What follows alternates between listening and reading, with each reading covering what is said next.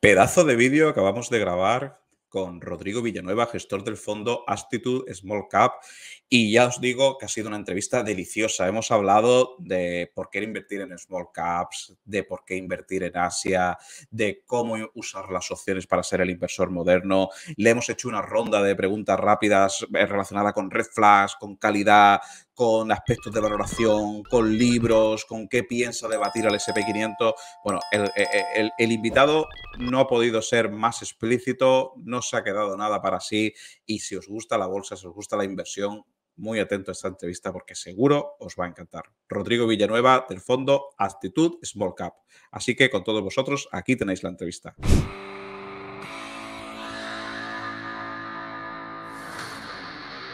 Hola, buenos días, seguidores de Locos de Wall Street. ¿Qué tal? Hoy tenemos la suerte de tener con nosotros a uno de los gestores más prometedores del panorama nacional, que es Rodrigo Villanueva, gestor del fondo Attitude Small Cap. Rodrigo, ¿qué tal? ¿Cómo estás? Pues la verdad que muy contento, creo que es la primera vez que vengo a los Locos de Wall Street.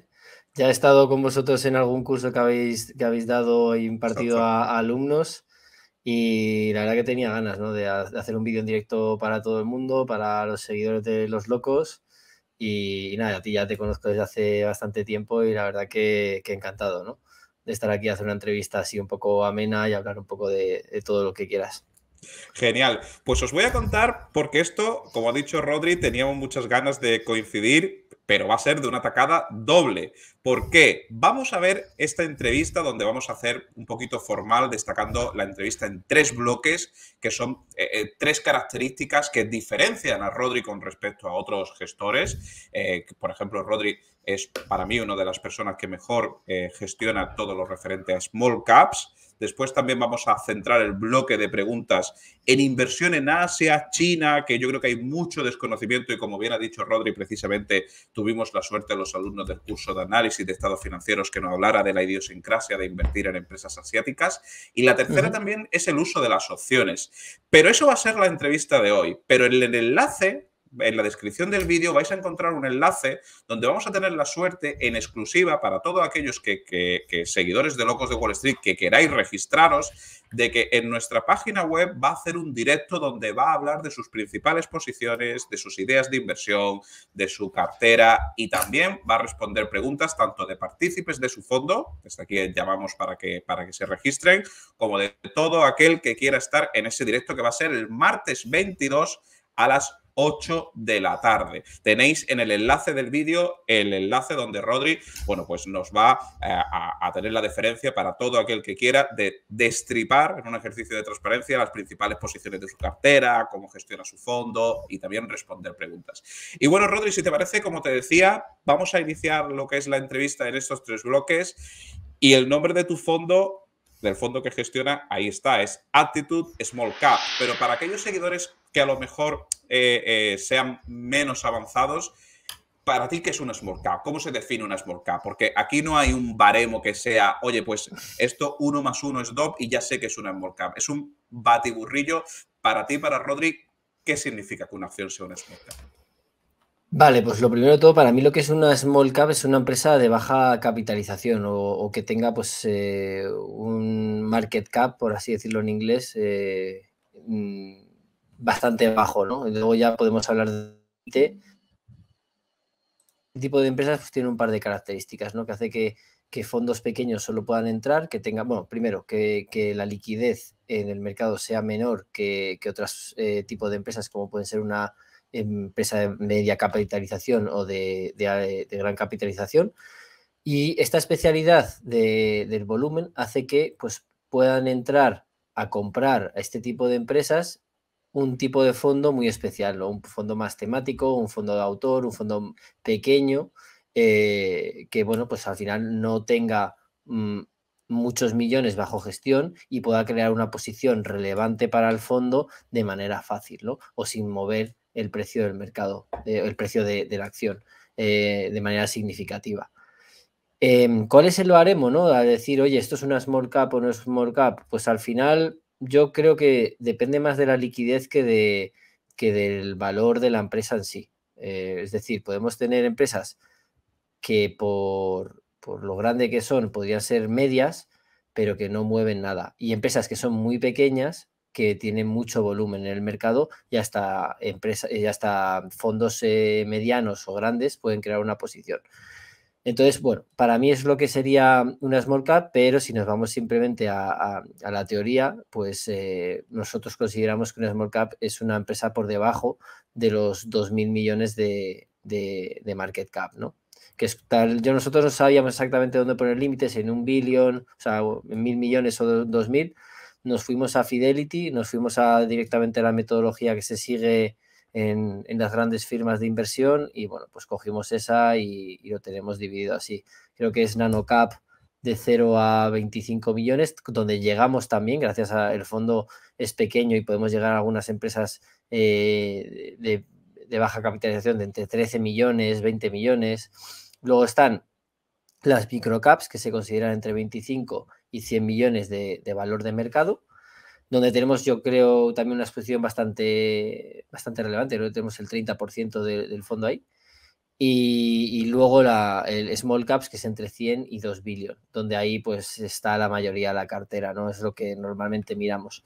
Y luego ya, pues bueno, tienes mid cap, que es entre 2.000 millones y creo que 10.000, y más de 10.000 millones se considera una big cap, básicamente.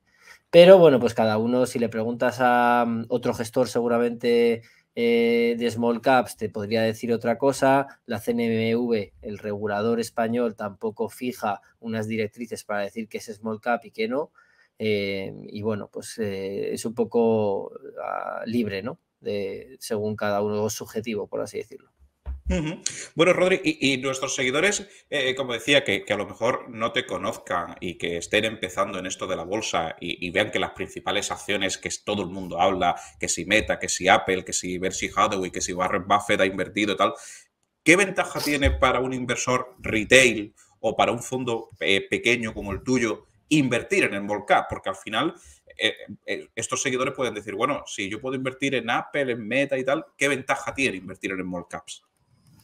Bueno, pues al final la ventaja es que tiene un mayor rendimiento, ¿no? En el largo plazo, debido a que puedes comprar de manera más barata, nadie las sigue, no hay casas, por ejemplo, de inversión que hagan un sell side, que hagan un análisis de la empresa. Al final tú no estás compitiendo contra otros grandes inversores con un fondo medio o grande, estás compitiendo contra nadie, básicamente, contra el mercado, ¿no? Porque al final no hay prácticamente liquidez en el mercado. A veces el que vende no vende por gusto, sino vende por obligación, pues porque tiene que hacer una posición ilíquida, por ejemplo, y bueno, pues los compradores de fondos de small cap, pues estamos ahí, ¿no? Sí que es cierto, ¿no?, que últimamente en los últimos años en small cap sí que ha bajado bastante la liquidez, cada vez es más difícil crear una posición relevante, es algo que igual anteriormente no pasaba, seguramente porque no esté de moda ahora mismo. Y bueno, pues al final nosotros invertimos sobre todo en small caps, primero porque creemos que va a generar una rentabilidad mayor que invertir en mid caps o en big caps, donde más gente, más ojos están mirando. Esto es como, yo siempre, cuando quiero hacer un ejemplo sobre inversión, lo comparo con la inversión en inmobiliario. No es lo mismo centrarte, pues yo qué sé, en el centro de Madrid, donde todo el mundo está intentando comprar casas y todo el mundo tiene filtros de idealista para buscar oportunidades de inversión, y donde la oportunidad pues seguramente no vaya a llegar, y si va a llegar no va a ser a través de idealista, va a ser a través de otra persona. Sin embargo, pues bueno, si te pones a filtros de idealista, a buscar en idealista, pues en otras zonas que igual están menos de moda, no hay tanta gente mirando, pues puede ser, por ejemplo, a las afueras de Madrid, o yo qué sé, pues en pequeñas poblaciones fuera de Madrid donde igual no hay tantos ojos viendo, o yo qué sé, pues en capitales de provincia, pues te es más fácil generar una rentabilidad seguramente mayor que la que obtendrías pues mirando en Madrid Centro, ¿no? Pues es básicamente eso. Nosotros hacemos lo mismo, intentamos mirar en mercados donde nadie mira, tanto en small caps como en geografías que has hablado antes, ¿no?, de Asia y otros países emergentes. Básicamente nos dedicamos a eso. Fíjate que el otro día escuché una frase de un inversor, creo que era Manu Rujano, amigo de aquí, de la comunidad, que decía, oye, no quieras parecerte a Warren Buffett ahora, sino piensa qué haría Warren Buffett si tuviera tu capital, ¿no? Porque al final, claro, es que es donde se obtienen, es donde tenemos ventaja o tienen ventajas contra las grandes manos. Seguro que inversores como Warren Buffett, si pudieran invertir, no lo harían en las empresas. Si pudieran tener la potencialidad de invertir en small cap, seguro que lo harían ahí. Yo estoy convencido. Totalmente. Y luego, Antonio, una cosa, yo al final utilizo bastante screeners. Lo bueno que tengo es que no tengo que limitar el market cap Claro. de las empresas. Entonces, bueno, yo fijo unos parámetros que me gustan mucho de las empresas, pues una parte de valoración, otra parte más de calidad o de márgenes, de apalancamiento, por ejemplo, del balance, etcétera. Y al final, el screener de por sí me lleva a las small caps. Es decir, si esa oportunidad de empresa la hubiera en mid cap o en big caps, yo estaría mirando empresas más grandes. ¿Por qué? Porque para mí también es un limitante el hecho de tener una menor liquidez a la hora de comprar y vender. Pero ¿qué pasa? Que encuentro oportunidades que en el rango alto o en el medio alto de capitalización no lo encuentras. Y eso yo, por ejemplo, yo utilizo muchos screeners. Me gusta empezar tesis de cero. No soy tanto de copiar a la gente de tal o cual. Yo hago mucho screener y lo que me va llegando, pues lo voy analizando. Y si normalmente me voy quedando en las small caps, que es lo que más barato veo, muchas veces más fácil de entender, más cortita ya al pie, con menos red flags o yellow flags, o sea, perdón, banderas rojas o cosas que te salten así un poco de decir, oye, puede haber aquí un riesgo de cualquier tipo de inversión, pues bueno, pues en small caps suele pasar menos. Rodri, has comentado precisamente, y entramos en este segundo bloque, bueno, distintas geografías, ¿no? Que abarca tu fondo, ¿no? Tu manera de invertir. En concreto, esas geografías en las que tú te sientes cómodo, grosso modo, porcentaje que tengas cubierto, 30%, Eh, 30 Europa, 30 Estados Unidos, 30 Asia. no, no, es 50% Europa. De hecho, igual estamos por encima del 50% ahora mismo. Creo que en Europa hay cosas muy interesantes. Creo que hay una tesis buena en el Reino Unido. Creo que mucha gente ha salido del Reino Unido pues, entre el Brexit y ahora la inflación. Se han puesto muchas cosas muy baratas. Tenemos como un 10% creo de exposición a UK, al Reino Unido. Tenemos también otro 10-12% de exposición a Polonia, que creo que, bueno, pues en su día todos los países que te estoy diciendo están dentro de la Unión Europea, ¿eh? O sea, no son Sí, sí, sí. países emergentes ni mucho menos.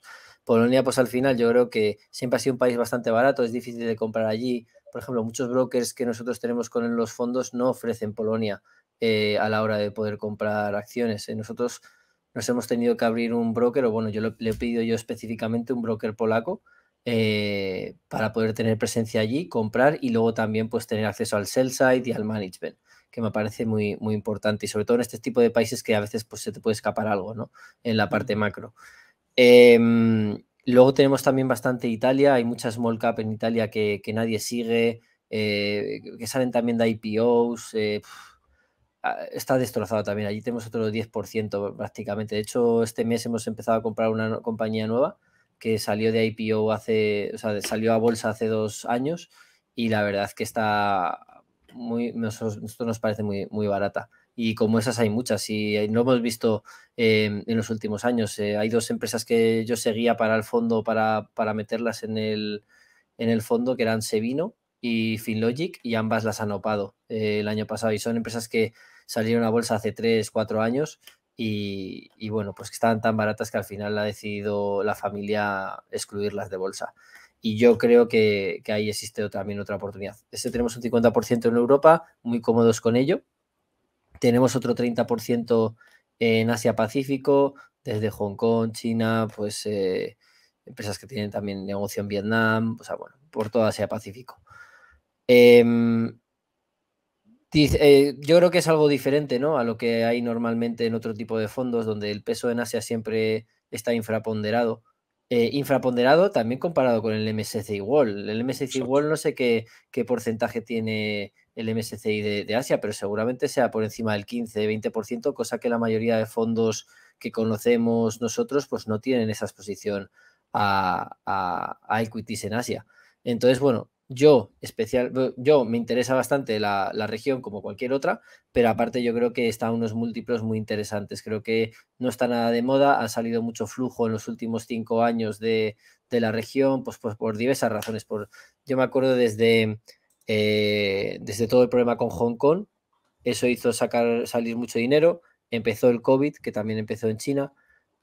También pasó el tema de la educación en China, que también yo creo que fue un feo golpe a los inversores, el real estate en China, y ahora, bueno, todo el tema del COVID que acaban de reabrir, pero bueno, pues que parece que ahora, por ejemplo, el consumo en China no está siendo tan bueno como parecía, ¿no? Entonces siempre hay una excusa para hacer que esa región siga barata, siga barata y siga barata. Sin embargo, pues las empresas lo siguen haciendo bien, cada vez mejoran ventas, mejoran márgenes, van generando valor al accionista y nosotros creemos que hay una oportunidad. Somos conscientes de que la región Asia no tiene nada que ver, creo que lo hemos hablado también en el curso de los locos, no tiene nada que ver con otras regiones, tanto el management es diferente, el capital allocation es diferente, etcétera, y nosotros hemos querido ser conservadores y hemos invertido en empresas que todas den dividendo, un dividendo relevante. ¿Por qué? Porque decimos, mira, da igual lo que haga la acción, nosotros nos lo tomamos como si fuera un bono, esta inversión. Es decir, pues por ejemplo, ahora Pax, que ha sacado resultados y ha aumentado el dividendo un 25%, pues eso hace que Pax ahora mismo esté a un dividend yield, a una rentabilidad por dividendo del 7%. Oye, pues nos parece interesante, ¿no? Luego ya, pues bueno, el valor de la acción no sabemos lo que hará en el corto plazo, pero por lo menos nos están devolviendo el dinero y no estamos ahí sentados esperando de manera más impaciente, ¿no? O sea, creo que es mucho más fácil ser paciente si te están devolviendo algo a cambio. Y en este caso en Asia, pues lo buscamos en base al dividendo. Porque creemos que, o sea, ellos, por ejemplo, en Asia es muy difícil ver una recompra de acciones, no la entienden bien, son bastante más conservadores, creen que es una manipulación del precio de la acción. Bueno, es una batalla perdida en muchos casos, ¿no? Pero bueno, intentamos protegernos de esa manera. Luego tenemos no sé si un 18%, un poco menos en Norteamérica, pero básicamente la mayoría es o empresas globales, como puede ser AirCap. AirCap, pues al final cotiza en Estados Unidos, pero la cogemos como si fuera Estados Unidos, pero en verdad no hace el negocio allí. Y luego mucha canadiense, tenemos 2 canadienses actualmente. Entonces, bueno, básicamente la exposición real al mercado y al consumo estadounidense pues es bastante limitado. ¿Por qué? Porque nosotros creemos que no estoy cómodo con los múltiplos que hay en Estados Unidos. Si bien te digo que en 2018-2019, Antonio, yo sí que estaba comprando small caps en Estados Unidos y sí que veía oportunidades, ahora mismo es que lo que te digo, pongo el screener y no me sale nada, ¿no? Y lo que sale pues son cosas que están ahí o sea, están baratas por alguna razón. Y eso mismo, ¿no? Así es como orientamos todo, ¿no? No nos fijamos si en una región o en otra, nosotros al final vamos por múltiplos y estamos cómodos ahí. Sí que queremos que ponderamos un poco más Asia, también por el tema no solo de la parte de múltiplos, sino por la parte macro. Nosotros creemos que va a ser una región que es que en 20, 30 años va a ser mucho mejor que donde está ahora mismo. Creo que pues, seguramente China y pasará a Estados Unidos en 20, 30 años como potencia mundial, lo siento mucho, o sea, ojalá no ocurra, pero es que va a pasar. Y esa es el análisis macro que tenemos muy a largo plazo y encima pudiendo comprar unos múltiplos bastante atractivos. Al final, Rodri, por todo lo que has comentado de tu distribución, del asset allocation geográfico y demás, ¿tú consideras entonces que puede haber una oportunidad ahora, por los múltiplos a los que está valorando las empresas, de precisamente invertir en Asia? Es decir, por esos screens que ve, por ese pesimismo, por ese a lo mejor todavía que no han terminado ellos de salir del COVID cuando en Occidente ya lo vemos como algo muy pasado, etcétera, etcétera. Esos screeners, esos datos objetivos te dan la visión de que puede ser un momento para invertir en Asia, ¿no? Sí, sí, bueno, al final no buscamos un catalizador. Es que al final mucha gente cuando invierto en una empresa, yo que sé, polaca, pues que dice, no, es que está a PER 5 o a PER 4. ¿Cuál es el catalizador? Y tú dices, Pues igual ninguno, no hace falta. Claro. ¿Por qué? Porque es una empresa que salió a bolsa en 2015, ha multiplicado ya por 3 o 4 veces el precio de la acción y lo único que ha hecho, ¿sabes qué ha sido, Antonio? Crecer orgánicamente.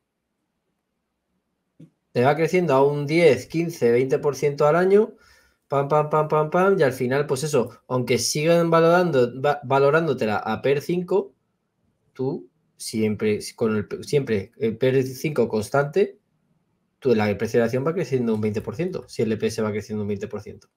Claro. Entonces, bueno, no, es que no nos fijamos. Y es que aparte, cuando escucho a gente y a analistas y a gente, intento buscar referentes, es que nadie te habla de catalizadores y el que te habla de catalizadores es que falla más que acierta. A veces acierta, pero es por casualidad, no porque tenga razón. Entonces, y creo que yo soy malísimo a la hora también de poder acertar. O sea, y te ves tú con tu legacy, con tu historial de inversiones, dices, joder, esta en 6 meses multiplicó por 3 y sin ninguna razón. Entonces, ¿de qué estamos hablando? Y aparte, es tan difícil lo que hacemos que centrar en 30-40% de tu tiempo en buscar además catalizadores es que hace que no le puedas dedicar más tiempo a lo que realmente importa, que es el análisis, ¿no? Y en modelaje, entender bien los negocios, etcétera. Porque esto al final, y yo creo que tú lo sabes perfectamente, Antonio, esto es un trabajo que nunca acaba. O sea, yo me acuerdo que siempre con todas mis novias que he tenido me decían, oye, pero ¿y cuándo acabas? Y digo yo, o sea, me dice, pero acabas esto que tienes que estar escribiendo y ya acabas, ¿no? Y yo, es que no va así. O sea, acabo esto y ya sigo teniendo 10 pendientes si quiero. Me acuerdo, mira, he estado este fin de también que me tenía un problema así un poco de salud y me decía un amigo, oye, pero cógete la baja. Y digo, ¿para qué? Si nadie me va a hacer mi trabajo cuando yo esté de baja. Si al final ese trabajo que queda pendiente durante 2 o 3 días que voy a estar de baja, me lo va a tener, o sea, lo voy a tener que hacer yo a la vuelta. Te está esperando entonces, ahí. Exacto, entonces al final, bueno, pues es un trabajo un poco especial, ¿no? Donde no va tanto por horas o por deliveries, sino las horas que tú le quieras echar. Y al final, pues eso, buscar catalizadores y todo eso, pues se nos va un poco fuera del scope, ¿no? De nuestro círculo. Muchas veces me hace gracia porque termina una campaña de presentación de resultados y desde que empiezan los bancos a presentar los primeros hasta que terminan los últimos y casi después a las 2 semanas ya empezamos otra y es un no parar, exacto. Rodri, geográficamente has hablado de Asia, etcétera, etcétera. Pero yo creo que donde más dudas tiene el inversor normal, el seguidor que no esté viendo, que ahí le pueden surgir muchas inquietudes, es precisamente con China, ¿no? Dentro de Asia, bueno, pues tenemos economías, llamémosle más capitalistas, etcétera, etcétera, pero China es especial. Tú, sin embargo, también inviertes en China, es decir, con tus cuidados, con esos ajustes que tú dices que haces, es decir, oye, por tema de conservar más el capital, que repartan dividendos, etcétera, etcétera. Pero ¿cómo ves China desde el punto de vista inversor? Que está muy relacionado con el punto de vista global del país. A ver, creo que son un par de preguntas diferentes dentro de tu pregunta. O sea, una pregunta yo creo que es ¿qué opino de China como gobierno, como sistema? Yo al final creo que 100% entienden el capitalismo y lo utilizan para su propio beneficio. Sí que hay veces pues que yo creo que la cagan y seguramente si les preguntas ahora mismo si volverían a hacer lo que han hecho con el sector de educación, yo creo que igual hasta se arrepienten. Creo que sí. han generado un miedo que luego es difícil, ¿no? O un trust, ¿cómo se dice? La gente ya no cree, ¿no? Tanto en la inversión en China y eso pues les va a repercutir al menos en el corto y en el medio plazo. No sé si en el largo pues podrán revertir esta situación, pero yo creo que es algo seguro que se arrepienten y que el impacto ha sido mayor de lo que ellos creían. Y eso ha hecho pues, que muchos mercados sean bastante turbulentos, y no solo en la parte de equities, en la parte de deuda también, que no muchas veces los inversores en equities nos centramos mucho en la equity, pero el mayor mercado que hay en el mundo es el de la deuda, ¿no? Mucho más grande que el de la renta variable. Eso dicho, aparte de dicho esto, yo creo que son un gobierno un país que entiende el capitalismo como tal y no creo que se lo vayan a cargar, sinceramente. Entonces, bueno, yo estoy decentemente cómodo en invertir en China, pero hay que entender que corres ciertos riesgos. Entonces, tienes que exigir a la inversión en China un mayor rendimiento del que podrías exigir si estuviera en Europa o en Estados Unidos. Eso significa pues que tus múltiplos de salida sean seguramente más bajos o tu WACC, por ejemplo, sea más alto, ¿vale? O de discount rate. Bueno, pues tengas que hacer ciertos ajustes a la hora de valorar las empresas. No las puedes valorar igual que si estuvieran ahora mismo pues cotizando en Madrid. Primero de todo. Y segundo, nos centramos también en industrias que sepamos que el gobierno no las va a tocar. Que sean aburridas, que al final, pues por ejemplo, el sector de educación siempre nos ha parecido interesante, pero es algo que no tocamos. ¿Por qué? Porque va mucho con regulación. La parte de farmacia, por ejemplo, en China nos cuesta. Estuvimos mirando Consum, que es la parte que es una farmacéutica, bueno, que los de Momentum creo que la siguen y tal, y es algo que dices, joder, está muy barata, tío. Es un negocio bastante predecible y tal, pero es que no la toca. O sea, no. Encima ellos hacen farma china, el tradicional, o sea, hacen algo diferente a las farmacéuticas occidentales y es que no las tocamos. Dicho lo cual, pues bueno, vas intentando un poco evadiendo estar en ciertos sectores. Y luego lo bueno que tiene los fondos, Antonio, para lo bueno y para lo malo, es que nosotros tenemos que tener una diversificación, es decir, que al final nuestro barco no se hunde porque fallemos en una. ¿Cómo hacemos la inversión en China? Pues creo que en China igual tenemos 10 posiciones, pero claro, hay algunas que tenemos al 1,8%, es decir, tenemos un peso seguramente inferior de lo que sería si estuvieran en otros países. E intentamos diversificar, porque sabemos que seguramente nos vamos a equivocar en alguna cosa que no teníamos previsto, porque con el Estado chino es así. Pero, pues bueno, intentamos diversificar dentro de los sectores y dentro de las empresas. Sectores así que te gusten chinos, aunque el día 22, el martes, ya hablaremos de acciones y tal, pero has dicho que te gustan sectores aburridos, que sepas que no, que tradicionalmente el Estado no se va a meter por mucha regulación, etcétera, etcétera, como por ejemplo, Rodri.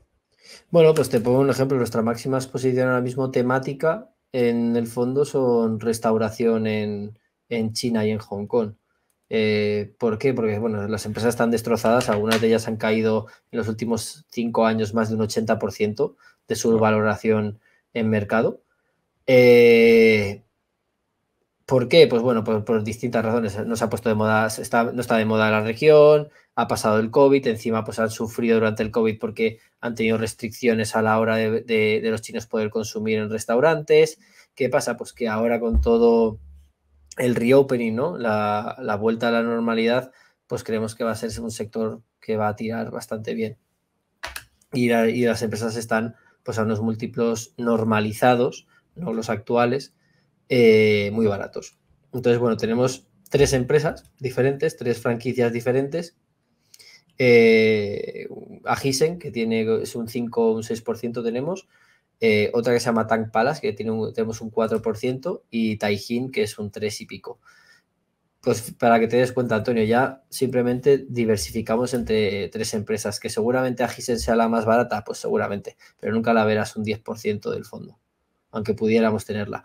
Pero intentamos diversificar dentro de Asia. Y nosotros, pues bueno, estamos bastante cómodos en la parte de restauración. Creo que no va a tener ningún problema de regulación a largo plazo ni nada por el estilo.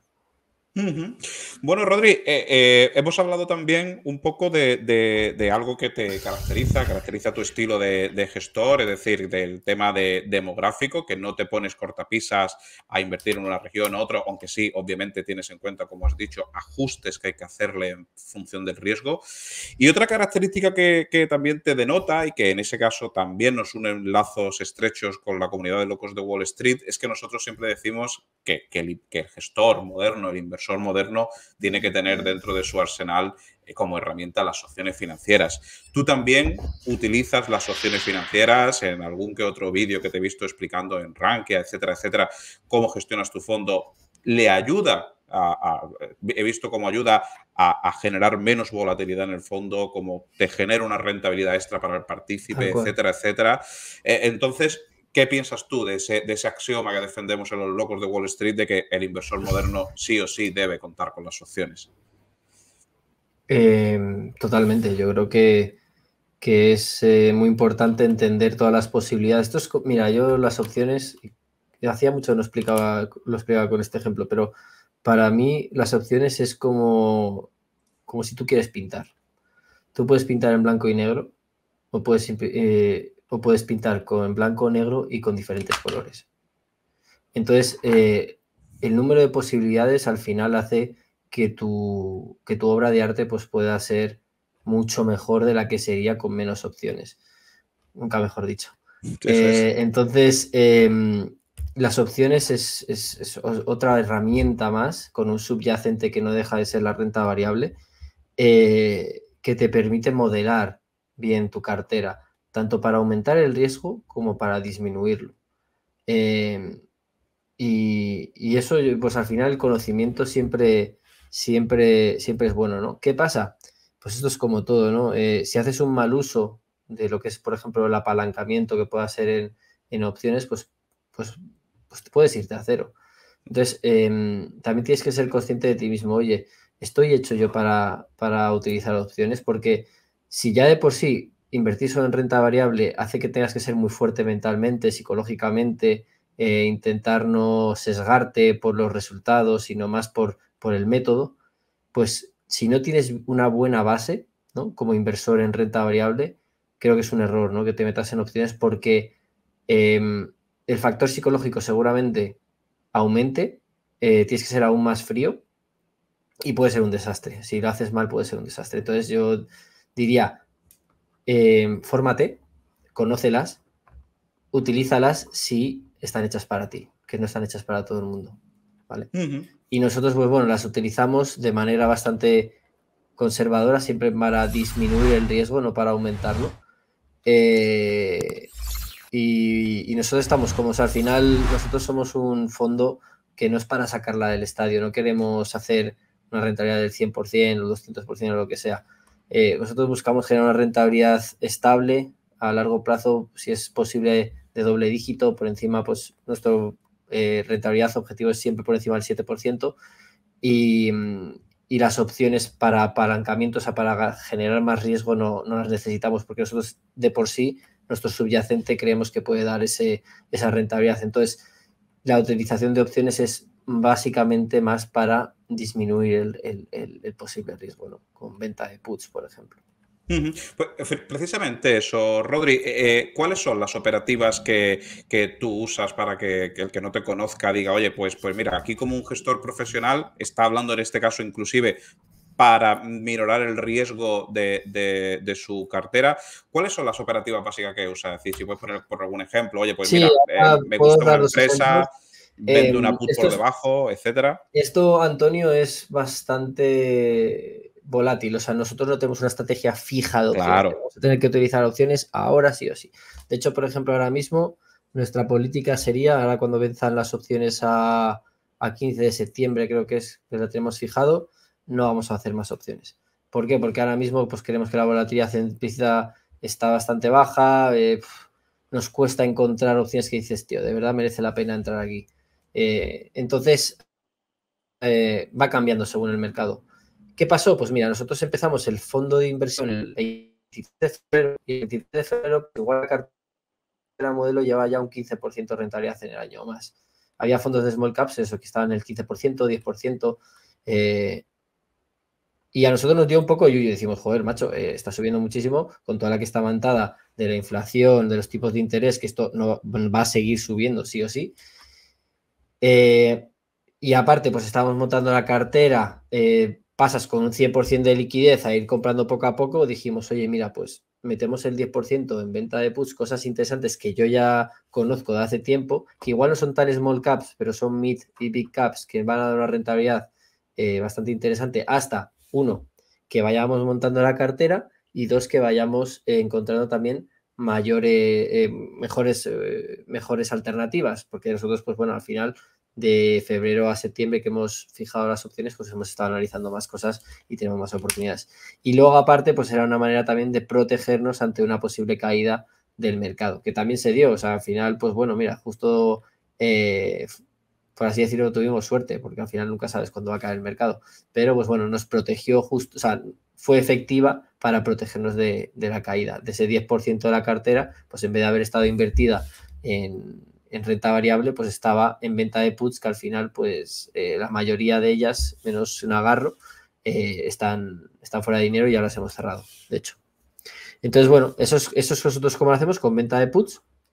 Y luego, pues con Agarro también, porque había bastante volatilidad y nosotros nos parecía un poco justa la valoración, pero había una volatilidad interesante. Compramos la equity, pero nos vendimos unas calls a 120. Compramos creo que a 93, empezamos a comprar y nos vendimos unas calls a 120 que nos dieron 4,5 euros, si mal no recuerdo. O no, bueno, más o menos, más o menos.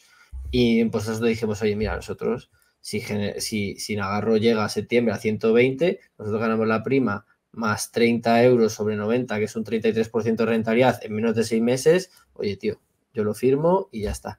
Y eso es lo que hemos hecho. Pero ha sido una situación especial. O sea, al final, por ejemplo, tenemos otras empresas que sí tienen opciones, pero no las hemos utilizado todavía, no hemos visto la oportunidad. Pues, por ejemplo, el CAP, Vistra también tiene opciones, pero que no las hemos utilizado. Pero bueno, siempre las tenemos en el radar. Es como lo que te digo, estamos haciendo un retrato y tenemos ese color azul que cuando quieras lo utilizamos.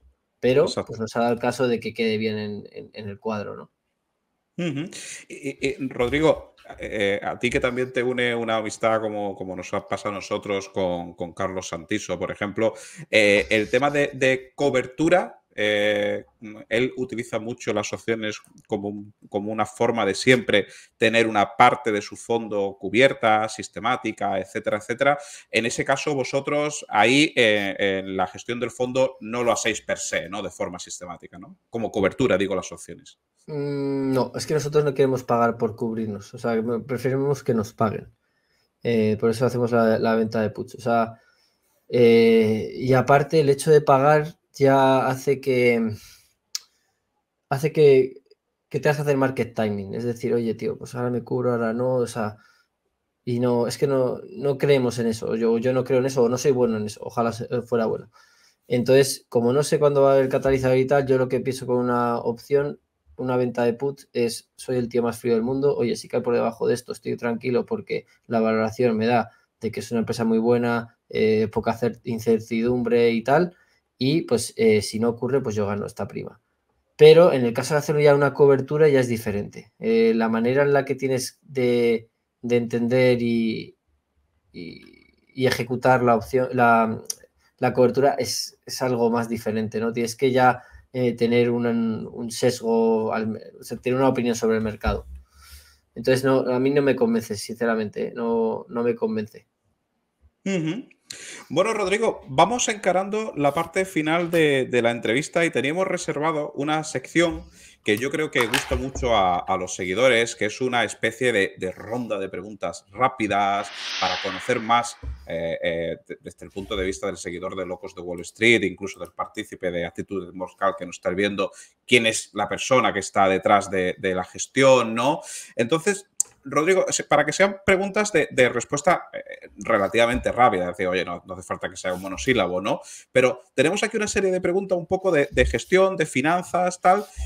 Si te parece, empiezo con la primera. Al final, tú eres un gestor que le da mucha importancia al análisis, a la reflexión, a los números, según tus propias palabras, al modelaje. Yo sé que esto es preguntarte un poco por qué quieres más, si a mamá o a papá, ¿no? Pero a la hora de analizar estados financieros, ¿qué le das más importancia? ¿Balance, pérdidas y ganancias, cash flow? El P&L, ¿no? Que es cómo genera dinero la empresa, o genera teóricamente dinero la empresa. El P&L para mí es lo más importante. El desglose de los ítems, tanto la parte de ventas como la parte de costes, es para mí lo más relevante. Luego ya veremos si ese beneficio es free cash flow o no, pero eso ya viene después. O sea, eso ya es una consecuencia del P&L, ¿no? igual que el balance, es una consecuencia, pues eso, de ver si tiene deuda, como el working capital, etcétera, pero es una consecuencia ya de cuánto gana la empresa y cómo lo gana, ¿no?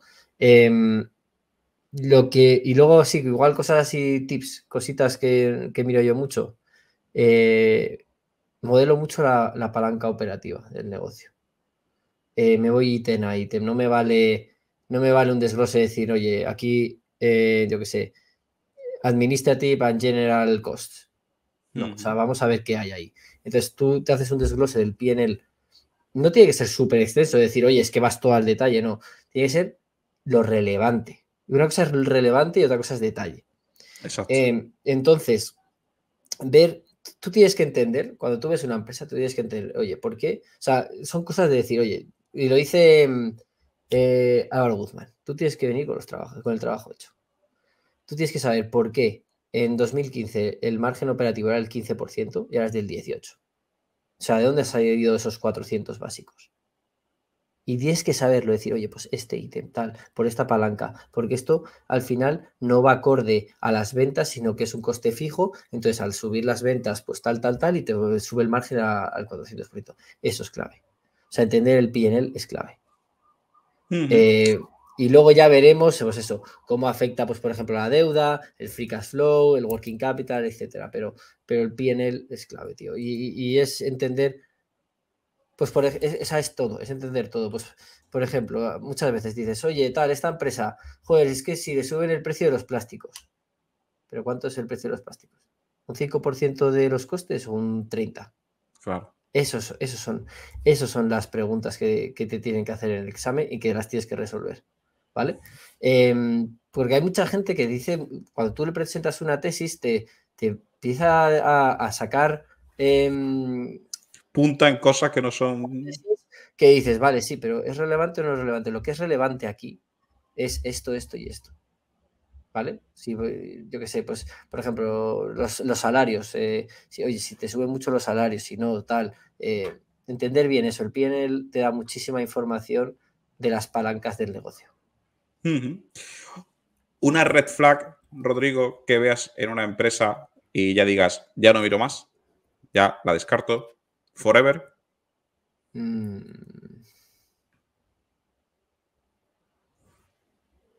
Que hagan trampas con el free cash flow, yo creo.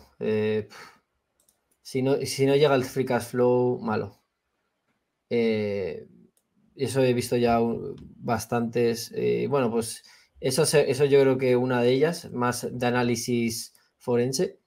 Y luego más así un poco más cualitativa, que es que, pues, por ejemplo, que el management al final no esté alineado contigo. Que haga lo que quiere y tenga el poder de hacer lo que quiere. Porque al final, pues tú vas a depender de ellos como minoritario y eso pues puede ser un problema. Porque también, ¿no? Y esto lo ves mucho, la diferencia, hay que diferenciar mucho cómo se valora una empresa entre en private equity y en equities. Porque en una eres management maker y el otro es management taker, ¿vale? Yo lo llamo así.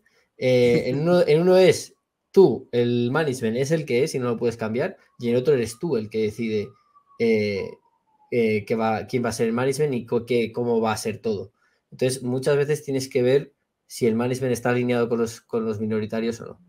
Y muchas veces pues te pueden jugar malas pasadas, ¿no? Y eso pasa mucho pues cuando hay un holding por encima y tú estás invertido en la subsidiaria y al final la subsidiaria pues eres el minoritario del minoritario. Ya ves. ¿Vale? Entonces, bueno, no son, eso es una red flag, ¿no? De decir, oye, históricamente este management pues no le importará nunca al minoritario y bueno, pues sigo mirando otra cosa. Rodri, precio o calidad, ¿qué influye más a la hora de que compres una compañía? Por precio nos referimos a que esté barata. Nada, las dos, porque la calidad da el precio. O sea, es como si me preguntas. Sí, o sea, es que la calidad puede ser muchísima calidad, pero estar a unos precios desorbitados que nunca lo compraría. O sea, es decir, mira, pues te pongo un ejemplo, yo qué sé, vamos a hablar de jabones, el 5J. Si el 5J te dicen que vale 5.000 o 10.000 euros el jamón, ¿tú lo comprarías? Ya no. Entonces, ¿qué? No es solo calidad, es precio. Sin embargo, pues un jamón malillo decente, se lo venden por 5 euros, tú dices, oye, ¿sí o no? Sí. Pues eso. Entonces, al final no puedo decir calidad o precio, es las dos. Depende una de la otra. Los que te llevamos siguiendo tiempo, que ya, como digo yo, tenemos canas en Fintuit, te hemos visto una etapa como inversor individual, ¿no? Ahora que estás en la otro lado de la barrera, ¿cuál es la mayor diferencia que tú notas, que sientes entre cuando invertías para ti y ahora que inviertes para partícipes? Bueno, gracias a Dios, la verdad que no tengo que dar explicaciones a nadie. Dentro de Atitude me dan total libertad a todo. De hecho, pues por ejemplo, lo que te contaba antes del broker polaco lo dije yo y así se ha hecho. O sea, que nadie me ha puesto trabas a nada o invertir en Asia o cualquier cosa. O por ejemplo, hemos estado mirando cosas en Rumanía que al final no lo podía hacer pues porque no tenía ningún broker que podía comprar en Rumanía, que es dentro de un país dentro de la Unión Europea, Antonio, que es que tampoco nos Sí, estamos sí, sí, sí. yendo No, no. A Níger. yo qué sé, a Yemen, ¿sabes?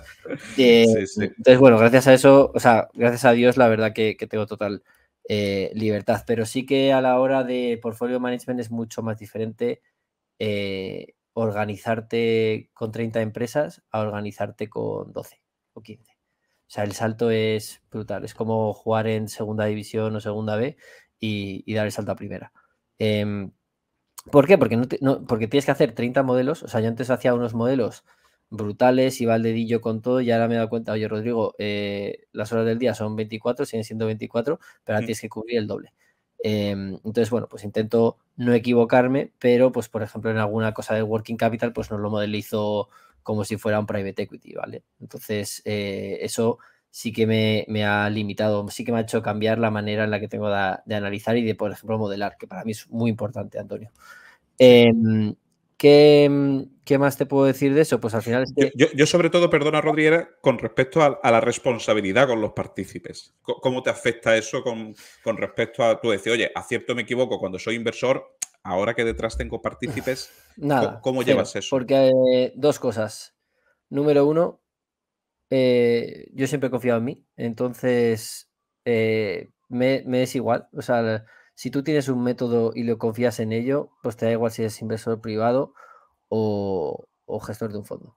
Entonces yo como confío en el método, pues estoy muy tranquilo. Estoy muy tranquilo con la cartera, o sea, la miro todos los días y digo yo, joder, es que estoy tranquilo. O sea, es que duermo, podría A dormir bien 12 de horas. suelta. Exacto. ¿Qué ocurre también? Que, bueno, pues que históricamente me ha ido bastante bien en bolsa desde que empecé a invertir, pues con el método, o sea, es un método que me ha ido bien. Y luego, aparte, pues todo mi dinero está en el fondo. Y no está solo el dinero mío, sino está también el de mi familia, el de amigos, conocidos, etcétera. Y es como si fuera mío. O sea, al final es como si todo el dinero, el patrimonio del fondo fuera mío. O sea, yo lo gestiono de igual manera. Ahora, pues con una regulación u otra, pero en ese aspecto, pues igual, no me ha cambiado nada. Y seguramente también porque soy una persona muy fría, ¿no? Lo que te he dicho de yo creo que a mí se me da bien la inversión en renta variable porque también soy muy frío. Me dedico a mis modelos, mi modelo cuando me dice vender o reducir, reduzco y yo no tengo ninguna opinión. O sea, si el modelo está hecho y está bien hecho, el modelo es el que me tiene que dictar lo que tengo que hacer. En base, claro, a un análisis cualitativo y Sí, sí. cuantitativo. Pero luego no puedes hacerte trampas en solitario, luego no puedes cambiar el modelo y decir, no, es que ahora que ha subido un 20, pues es que lo cambio este numerito y ya me da a comprar otra vez. Pues no. Entonces, en ese aspecto soy muy frío, poco resultadista y muy metódico.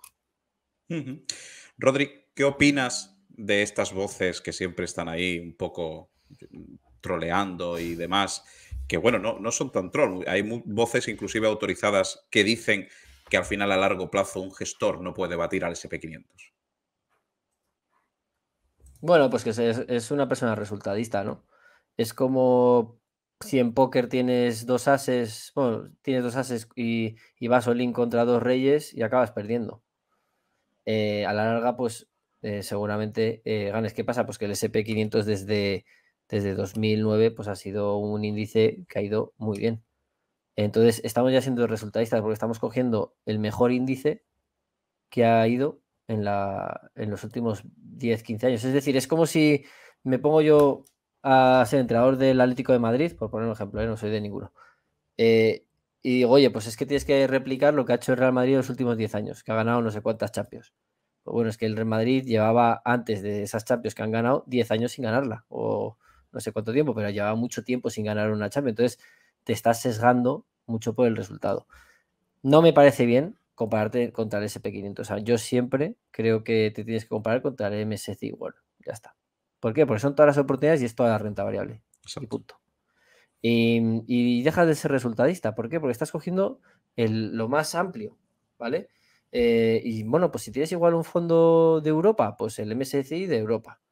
Y ya está. Y no sesgarte por el SP500, que es lo que ha ido bien, porque ha ido bien la tecnología, porque al final ha sido un índice que es la mayoritariamente tecnológico, que han tirado pues Google, Apple, Amazon, todas estas, Tesla, y pues va a seguir tirando los próximos 10, 15 años. Pues no lo sé, Antonio, no lo sé. Seguramente no, porque si no estaría invertido ahí, pero bueno, no me parece justo, creo que no me parece justo. Rodri, esta pregunta es difícil, ¿no? Es decir, oye, vamos a imaginar un escenario donde te dijeran, no puedes tocar el teclado, no puedes hacer modelos, no puedes operar durante 10 años y tienes que comprar una acción y dormir tranquilo esos 10 años. ¿Qué acción compras? Es decir, ¿qué compañía puedes comprar y olvidarte del mercado 10 años y estar durmiendo a pierna suelta? Yo compraría los locos de Wall Street. Hostia, esa es buena, ¿eh? Hay que cotizar en bolsa, ¿eh? Es broma, Antonio. Pues, es es una difícil, buena ¿eh? pregunta, ¿eh? Es una buena pregunta. Si quieres, no me digas una, dime un par de ellas y así los seguidores, pues más chicha. A mí me gusta mucho Catalán Occidente en España. Creo que es una empresa para dormir tranquilo, muy tranquilo. Muy Con la bueno el familia management, Serra. ¿eh? Muy bueno, ¿eh? Bueno, para lo que quieren. Para la parte operativa sí, para la parte de capital allocation hacer lo que quieren. Si pues, se pusieran a recomprar acciones no estaría haciendo donde está. Lo que pasa Sí, es que sí. prefieren hacer M&A. Pero bueno, eso ya cada uno. Pero porque son gente pues que no sé si no creen en la recompra de acciones. Bueno, sí, no sé. No quieren hacerlo. Entonces, bueno, pero son muy buenos, son muy conservadores. Operativamente son muy buenos, sí, sí. Sí, los mejores de España y no sé si de Europa. Catalán Occidente sería una empresa para dormir bastante bien.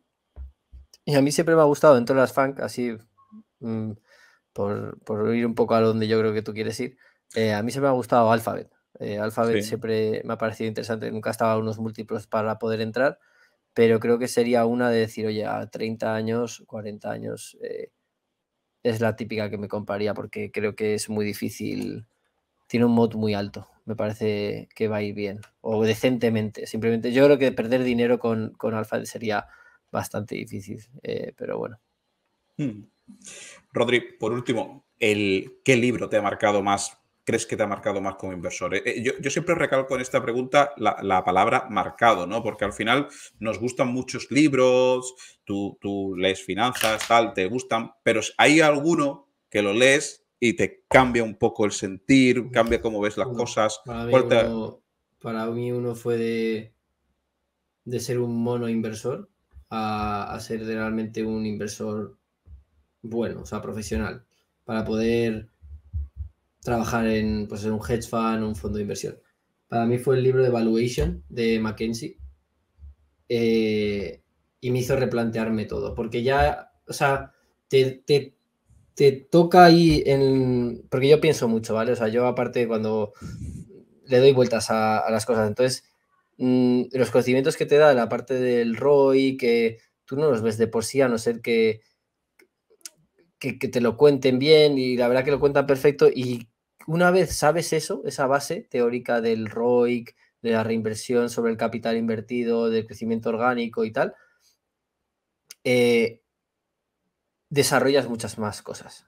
Desarrollas, por ejemplo, el modelaje me cambió totalmente. Yo hacía un tipo de modelaje que era pues, lo que suele hacer todo el mundo y ahí yo dije, tío, hay que meterle a este modelo el concepto de ROIC. O sea, decir, ¿cuánto necesito de CAPEX para poder crecer orgánicamente lo que creo que va a crecer.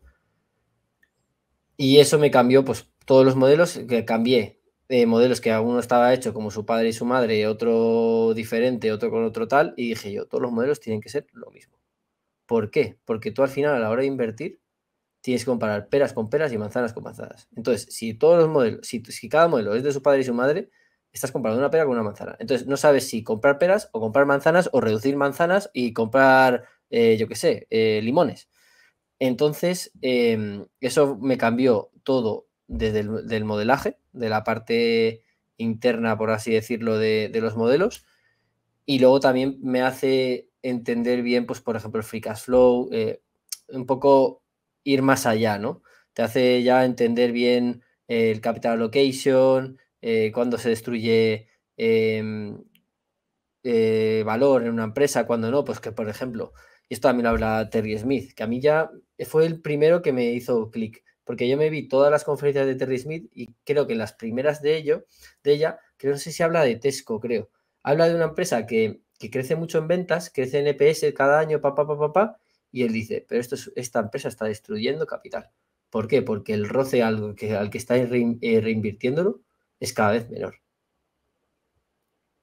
Y te Y hace pum. claro, y dices, joder, esto es lo contrario que me está diciendo este Barán, ¿vale? O sea, piénsalo. Que es Sí, al sí, final sí, sí. valoración por múltiplos y ya está.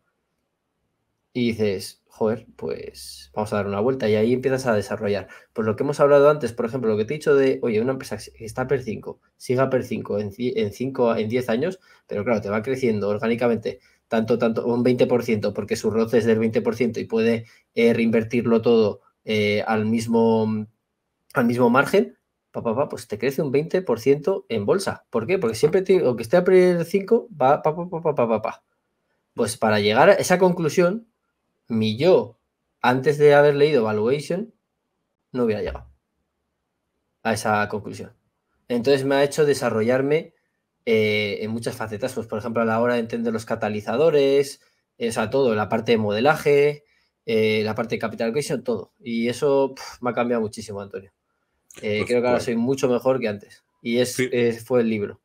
fíjate, Rodri, que siempre precisamente en el curso también, que tú impartes ahí masterclass de análisis, modelización, etcétera, que a Edgar le pregunta, oye, quiero seguir tal o quiero profundizar, libro, Edgar siempre recomienda el mismo, ¿eh? Es también su Biblia y cuando coincidís dos monstruos como vosotros es porque tiene que ser bueno. Así que yo lo tengo ahí en mi lista de cabecera, lo tengo ahí, pero no le he metido el diente y tendré que hacerlo cuando A ver, coincidís. tiene algunos capítulos que son muy importantes. Luego, pues hay muchos que son más Claro, desarrollo y tal, más claro. para private equity y tal.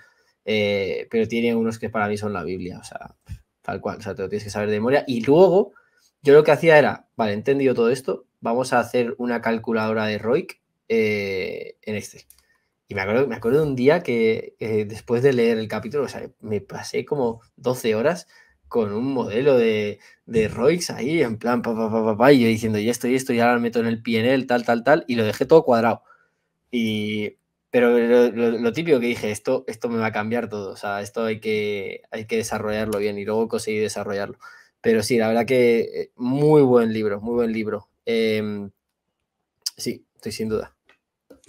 Muy bien, pues llegamos al final de la entrevista. Yo creo que ha sido un pedazo de entrevista porque el invitado es buenísimo. Ya decimos que Rodri es de los gestores más prometedores del panorama nacional. Me ha encantado la charla. Ha coincidido con muchísimos puntos que yo creo que todos conocéis que son parte de la filosofía de Locos de Wall Street.